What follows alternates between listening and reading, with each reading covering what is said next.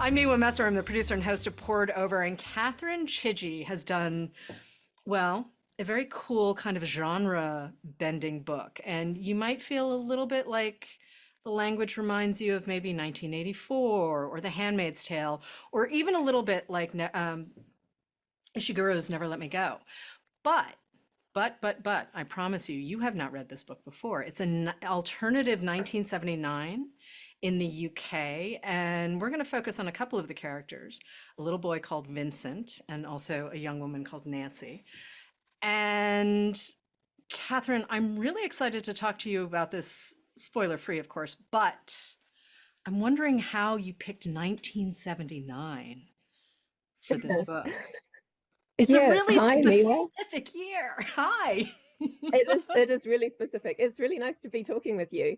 Um, Really, the reason that I chose it was I wanted to set it in a time period of great upheaval, and I knew that I was going to set it in the UK. So, of course, 1979 suggested itself, which was the year that Margaret Thatcher came to power, and when Britain seemed to become a much crueler place and a place where the gap between the haves and the have-nots really started to widen, and life became pretty awful for a pretty large sector of the community. So that was why I chose 1979, even though my 79 doesn't track, historically accurately to the real Britain in 1979. In some ways it does, in some ways it doesn't.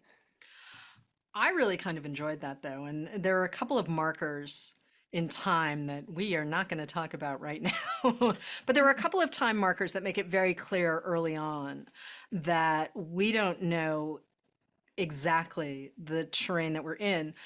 But I felt very connected to the characters. And there's a little boy called Vincent who really does a lot of, he's our eyes through a lot of the story. And then there's a storyline that runs on a parallel track with a slightly older but young woman named Nancy. And we get to sort of see this entire world through their eyes. And I'm wondering if you knew that was going to be the structure early on, that you needed these two very distinctive points of view, because other people might have chosen to sort of step back and use, a really big general third person omniscient, and yet you've given us close third with multiple POVs, which is fun.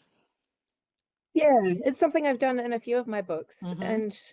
And with this book in particular, it felt like the right choice because I wanted to give a feeling of interiority and confinement, particularly with Vincent and Nancy. And I was thinking about threes, it's a book about identical triplet brothers. Mm-hmm. There are three strands to the story: Vincent, Nancy, and the Minister of Loneliness.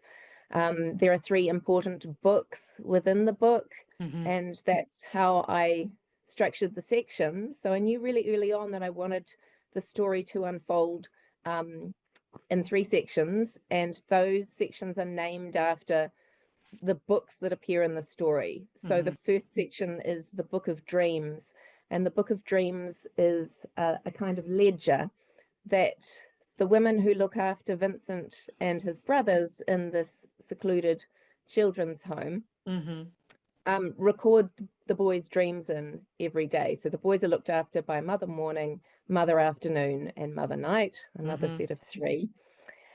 And it's very important for reasons that the boys don't really understand at the start of the story, and the reader doesn't understand either. It's very important that their dreams, and in particular their nightmares, are recorded in detail in this ledger, the Book of Dreams.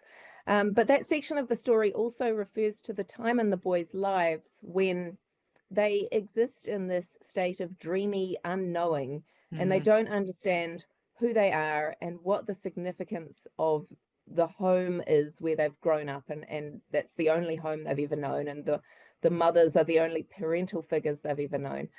So they don't have that knowledge, Right. and it's quite an idyllic life for them at that point without that knowledge. the second section of the book is called the Book of Knowledge, which refers to an outdated set of children's encyclopedias that speaks in that really dated sort of early 1950s voice, kind of the voice of empire, the voice of the British Empire that is really disembodied and pretends to all knowledge. And these are the only books that the boys ever encounter. And they believe that all knowledge is contained within those covers. So the second section refers to that set of encyclopedias, but also to the time in the book when the boys start to gain a little bit of knowledge about who they are and what's been going on their whole lives. And they start to question what they thought was true. And then the third section is the Book of Guilt. And again, that's a kind of ledger within the story that the mothers use to record all of the boys' transgressions. But it also refers to the abiding guilt that some of the characters will be left with.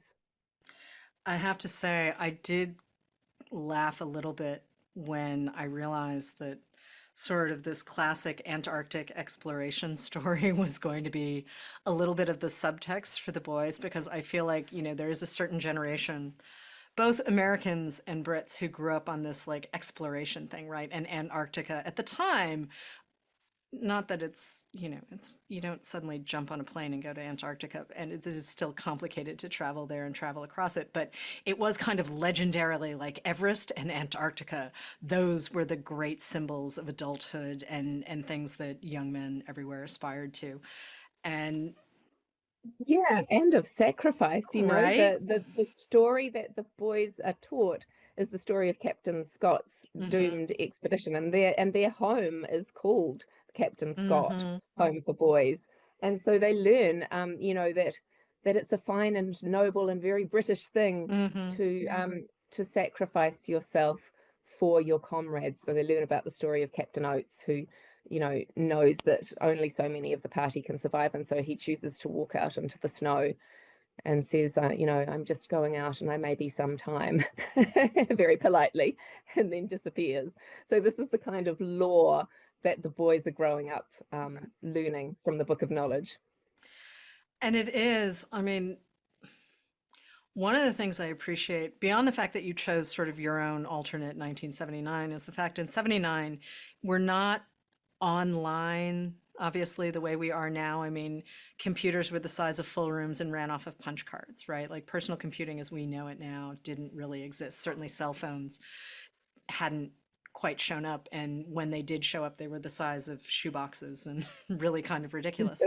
So the idea that there is this dreaminess around your characters and their situation, because they also only have access to what they have access to, and they have to rely on the adults. And let's just say the adults are not reliable, to be polite about it. And they're not bad people, they're just not reliable. And in some cases, when they've tried to broaden the experiences of the younger people in the book, it has not worked out well.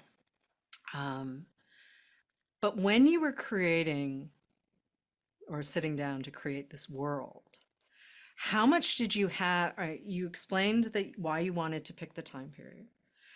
We've got a book about books, so we're getting more each of the pieces of the structure. But in terms of the characters, who showed up first? Who did you know sort of immediately, right? I mean, we're really reliant on some young people to tell us what's happening. And I mean, again, that is part of the fun of learning where we're going and all of this. But for you as the writer, where do we start character-wise? So I know that a really early spark for the book was reading a story about a Japanese politician who holds the position of Minister of Loneliness.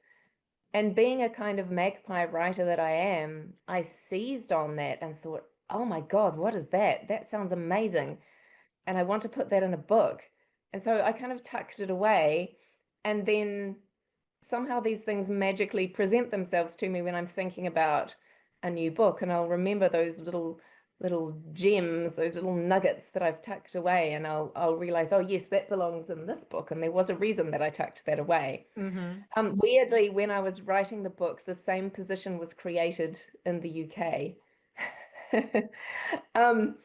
But I know that a really important impetus for the story, and this is not so much to do with character, but to do with how the world was formed, Mm. was that I'd written two earlier novels set in World War II Germany, a book called The Wish Child and a book called Remote Sympathy. And so Mm-hmm. I'd lived with that really dark historical period for a long, long time, for about Mm-hmm. 17 years while I was researching those two books. And I kept coming back, although I don't really address this question in those books, I did keep sort of stumbling over, circling around, coming back to that awful question of what do you do, what can you do with the research that was conducted at the concentration camps? Mm-hmm. And is there ever a morally sound reason for drawing on that research? Bearing in mind that a lot of it was pseudoscience anyway and completely Mm-hmm. useless. Mm-hmm. But that was a really important seed for the book.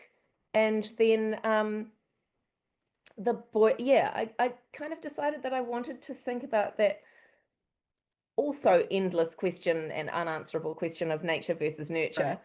Right. And to think about that in terms of children who are genetically identical, but who have quite different personalities. Right. And really just to play with that idea of sibling dynamics and how in families you might love someone who isn't necessarily healthy for you to love, and um, you can't really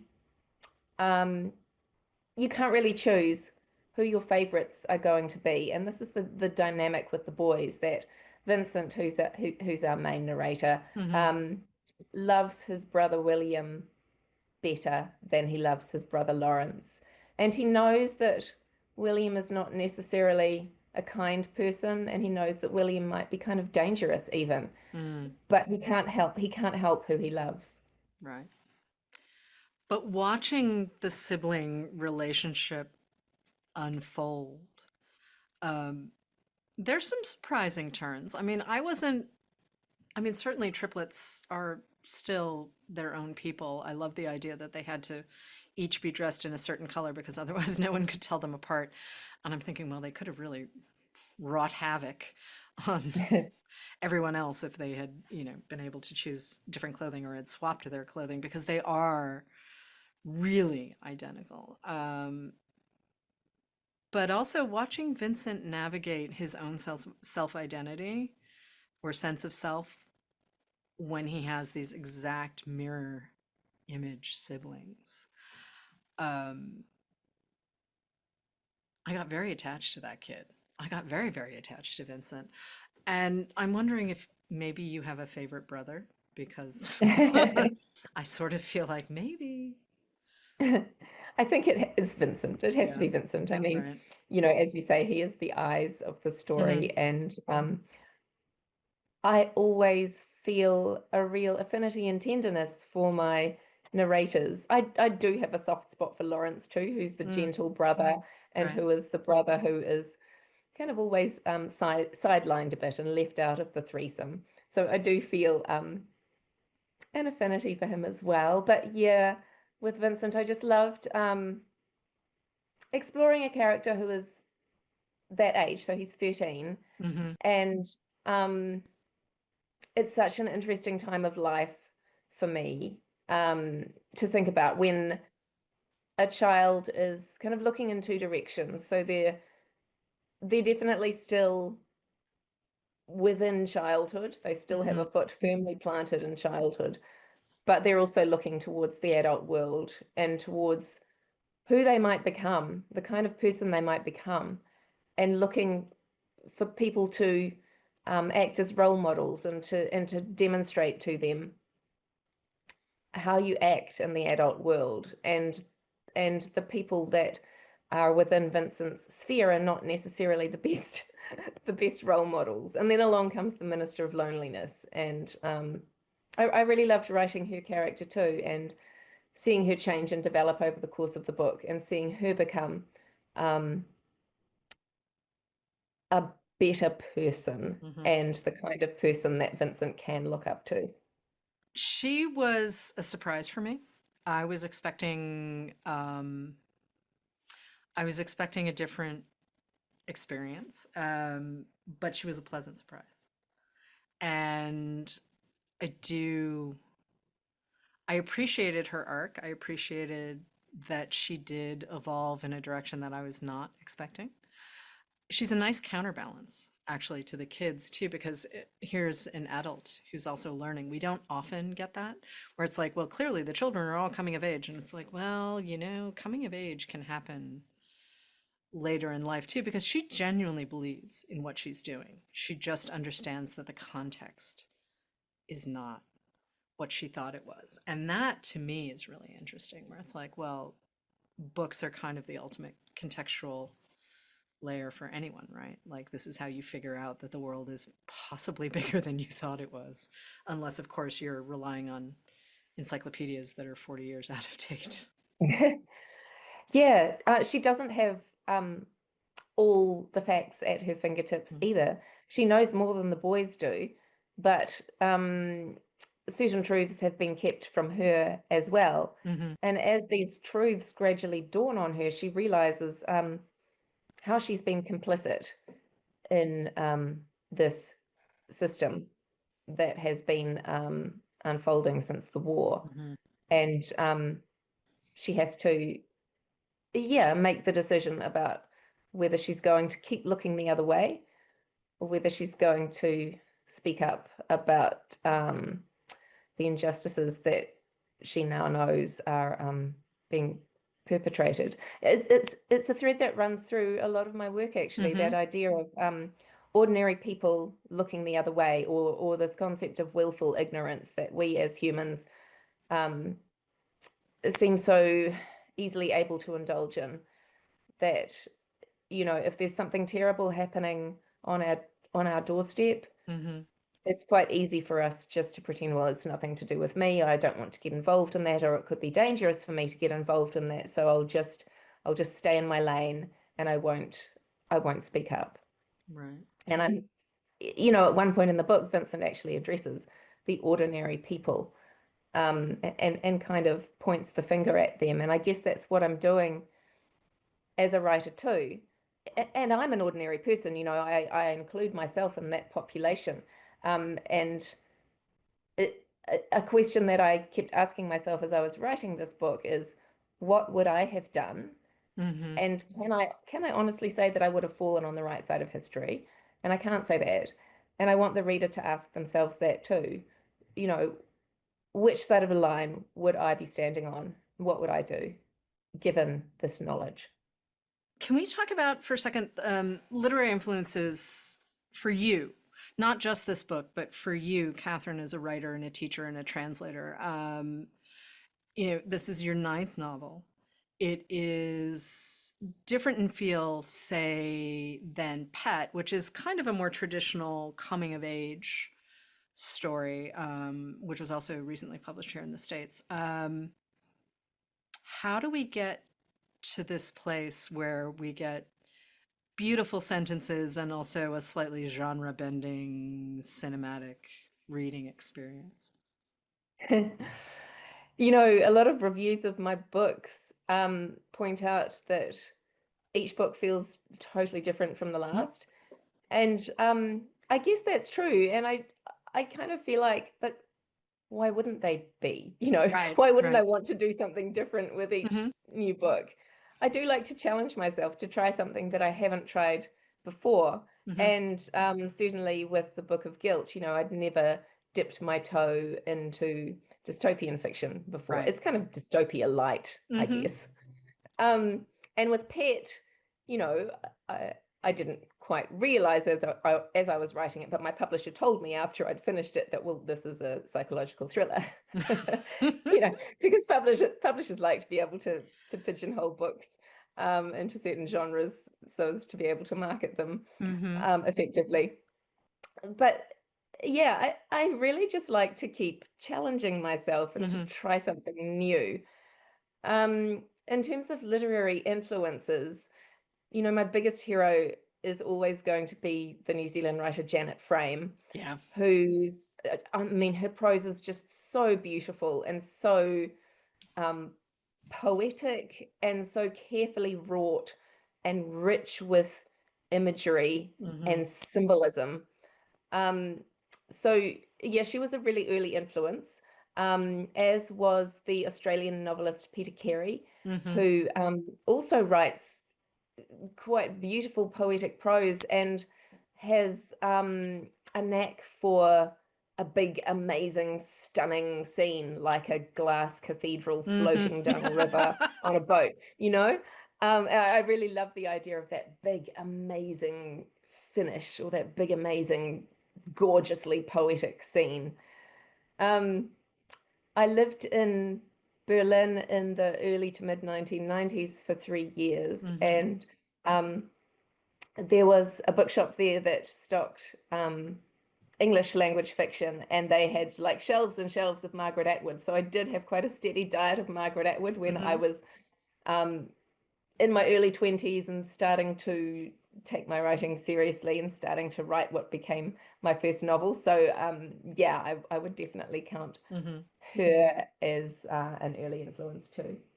I was just smiling when you were talking about the glass castle on a bed. I just dipped into Oscar and Lucinda recently for the first time in, I don't know, decades. It had been a minute since I had originally read this book, and it is one of those books where you're like, oh right, this is a story that I need to spend some time with.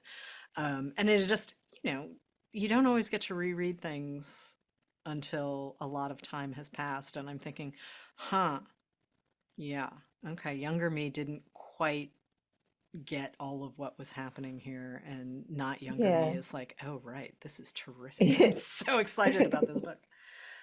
Um, you also teach though, and I'm wondering how that's impacted your work. I mean, you're working at the university level. So, I mean, you're getting students while they're still figuring out what it means to write, but at the same time, I would assume that some of your approach has changed over time as well, especially if you're saying you want to challenge yourself book to book. I would Mhm. assume some of that happens in the classroom as well. Yeah, I really love teaching. I love being around new writers who have that um, ability to take risks that maybe we lose a little bit the more books that we write. I don't know. And I guess they have kind of a bulletproof quality too. Not that they're not, terribly sensitive to the feedback that they're getting in workshops, Hmm. but they have that ability to try anything and to try a genre that they, maybe they don't think they're a poet, but they're perfectly willing to try some poetry exercises and just see where that might take them. Hmm. So I really love that sense of exploration and that sense of taking creative risks. Um, and I get to teach students right across the spectrum of experience. So kids who are just out of high school, right through to more experienced writers who are working on a PhD. And I do really love being able to get my teeth into the work of those writers who are working on a book length manuscript and seeing it develop from the first words through to a finished book of publishable standard. Hmm. That's that's a real buzz, and I find it really rewarding. Um, my own work has really changed over my writing career. My first book came out in 1998, and I wrote Right. 3 novels, and then I had a period of 13 years where I didn't publish because various life things were happening. And with those first 3 books, I kind of did what I teach my students to do, which is just to throw everything at the page, get the words down, then Hmm. you've got raw material to edit. It's really hard to edit a blank page. Get it all down. Don't worry about planning too much in advance. And from there, you can start to kind of craft. And that worked okay for my first three novels, but I did find that I would get to a point about two-thirds of the way through word count wise where I just couldn't hold it all in my head and it just felt way too messy and I didn't know what belonged and what needed to be cut. And Hmm. so at that point I would write down on a strip of paper every single scene in the book and then just sit on the floor with those strips and shuffle them around like a jigsaw into what would become the final shape of the book. But that did mean that I sacrificed a lot. You know, if I'd written these two scenes with a character at the same point in the book in two different places, well, obviously you can't keep both. So it was quite an uneconomical way of working. And since then, with my later six novels, I have planned a lot more in advance, and I actually really like that. I think I'm naturally a planner, and I do the thing with the strips still, but I do it really early on in the process before I've written very much. And I find it quite comforting to have this, you know, so I staple them all to sheets of paper, and I find it quite comforting to have that kind of overall picture of the book to follow as a blueprint while I'm writing. It doesn't mean that it doesn't still become an organic process because getting from this strip to this strip is still, you know, a riddle to solve. Um, but it's meant I've been more prolific too, that I have been writing faster. Hmm. Hmm. Yeah. How much of the editorial process happens with your New Zealand editor or your agent, and how much happens? You're with a new imprint in the US led by Reagan Arthur. It's called Cardinal, and it's part of a larger imprint called Hachette, or a larger publishing company called Hachette. And I've known Reagan for a really long time. I'm very fond of her. But I'm wondering though, when you're working across territories like this, what does that editorial process look like? What does it feel like? I mean, do you have to make significant changes between, the Commonwealth and the US?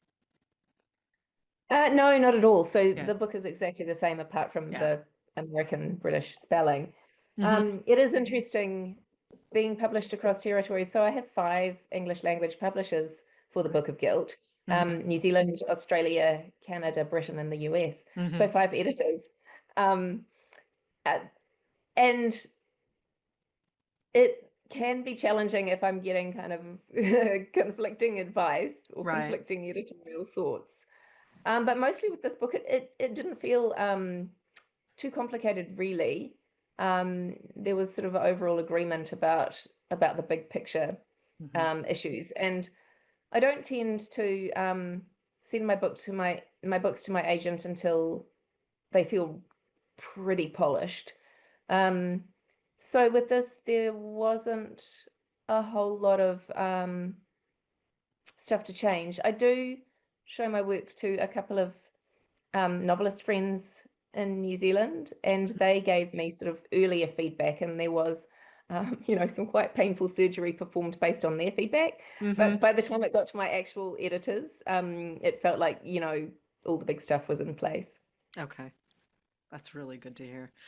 Yeah. Um, Now, I'm always kind of fascinated because also this book to me, even though it is set in the UK in 1979, feels very universal and very relatable. It was a world I didn't want to leave. It was a world I recognized enough. It wasn't, I like it when things are a little off kilter. And so you really do have to look for those tiny clues, or those what could be perceived as a throwaway line, except then you realize how deliberate that throwaway line actually was. I mean, it's kind of fun to really puzzle through where this story is going, and also I felt like the narrative tension starts to ramp up in a really nice way, and all of a sudden you're just in the middle of something where you're like, oh, because Vincent really understands what's going on and it really mimics his learning curve. And it feels like you are an adolescent again, where it's just like, well, who do I trust? Why is no one telling me the thing that I'm actually asking about? Like, why is it all so upended? Did you surprise yourself while you were writing this book, though? Because I feel like if I was enjoying all of these twists and turns, there had to have been something where you were like, I can't believe the story just went there. Yeah, I did. I knew that I wanted to kind of drip feed Yeah. the revelations. Mm-hmm. Um, and I knew that I wanted one particular really big one at the end, which I Mm-hmm. won't say anything more about. So I Yep. knew that I was working towards that. But yeah, the others along the way, some of them did come as a surprise to me, and I was quite pleased when I thought of Mm-hmm. them. Um, and I did want to give that sense of Vincent thinking, hang on, that that can't be right. What? That can't be, wait, Yep. what? And for the reader to also think that, and for the reader sometimes to almost read over something that is historically inaccurate, but to think, no, hang on, did it Mm-hmm. happen like that? Just to feel a little bit unsettled, Yeah. the way that Vincent feels unsettled, to feel like the ground is not quite solid beneath my feet, and I'm not quite sure what I should believe. And I'm not quite sure what feels off, but something feels off. And yeah, I really loved just increasing that sense of unease Mm. bit by bit by bit. Yeah. It is sort of an ultimate story of outsiders. I mean, not anyone has the full picture, and even if they think they do, which is. But you also translate children's books or have translated children's books from German into English. And I'm wondering how much of that translation work comes into your own novels because I mean, you're doing essentially the same. You're putting yourself into a similar position where you're sort of standing on the sidelines saying, okay, how do I get, I mean, translation is an absolute art. I don't know how much science actually goes into it because, I'll forgive a I'll forgive a poetic translation of pretty much anything. Um, but can we spend some Yeah. time there? Yeah. It's a matter with translation of preserving the kind of beating heart of the original. I try to stay as close as I can to the original language while still preserving that essence of it. Um, and the books that I translate are quite simple books for young children. So, Mhm. I'm not translating full-length novels or anything like that. Um, but, I remember when I was living in Berlin, and my German was reasonably good, but Mhm. it's never going to be my mother tongue. And I remember the feeling of always being conscious as I was speaking that I needed to get my meaning across as precisely as possible. And if I didn't know the exact word or the exact phrase, then I had to get creative. Mhm. And I know that that had an influence on my own creative writing in English when I was over there. Mhm. The the feeling that sometimes you have to come up with a workaround, and it's not a kind of a like for like translation, but it's preserving that essence, and it's doing it in a slightly unexpected or creative way. So I really love that aspect of translation, that sometimes you do have to come up with a workaround, and it can really bend your brain thinking of just the right solution. But yeah, I really love the way that it affects my own thinking about expressing myself in English. Could this book have been sent anywhere but the UK? You live in New Zealand. You have been a New Zealander since birth, but British Empire always looms large, right? But Yeah. could this have been set Um, anywhere else? I don't know. I feel like it's very rooted in British culture. And my UK editor said to me after he'd read it, "Did you grow up in the UK? Because you've got it so exactly right." And I said, "No, but New Zealand in the 1970s was still very much tied to Mother England's apron Mm, strings, you mm, know, and we had the same TV shows, and we had the same terrible food, and we had the same clothes and the same haircuts and the same attitudes, um, and the news stories that we saw were often from that part of the world. So I feel like it really wasn't too much of a stretch for me to inhabit that world. It feels very British to me in the sense of you do what you're told, you follow the rules, you don't make waves, you uphold this notion of noble sacrifice for your fellow countrymen, and all of that feels very rooted in that particular time and place. It really, yeah, the Book of Guilt is a really, really satisfying read. I'm smiling as I think about how much time I really ended up spending with the characters, but also wanted to spend with them. I liked being in this world because I didn't have all the answers. And, you know, it's nice to be knocked off the beam every now and again by a book. Um, are you working on a new thing? I am, yeah. I when I was researching Margate for the Book Mm-hmm. of Guilt, which is a seaside resort that the boys long to go Mm-hmm. to, I came across a really fleeting mention of an old 1930s sideshow called The Starving Bride. And it was like hearing about the Minister of Loneliness. I thought, oh, what is that? I want Right. to know what that is. That belongs in my work somehow. So it did happen in Margate, but it was much more common in Blackpool in the Mm-hmm. 1930s. And so yeah, the new book is called The Starving Bride, Okay. and it is set in the near future when Blackpool has decided, the city is really not what it used to be. We need to revitalize tourism. Let's reintroduce all the dodgy old sideshows and get the tourists back. And so one of the sideshows that is brought back is The Starving Bride, where a young woman in a bridal gown lies in a glass casket for 40 days, and people come to see her not eat. And they come to see her at the start of their holiday and then at the end of their holiday to see how she's deteriorated. Okay, I cannot wait to read that, but at the same time, I am raising an eyebrow, but I'm in. Actually, the more I think about it too, The Starving Bride sounds a little Emma Donoghue. Just a tiny bit. Like, Mhm.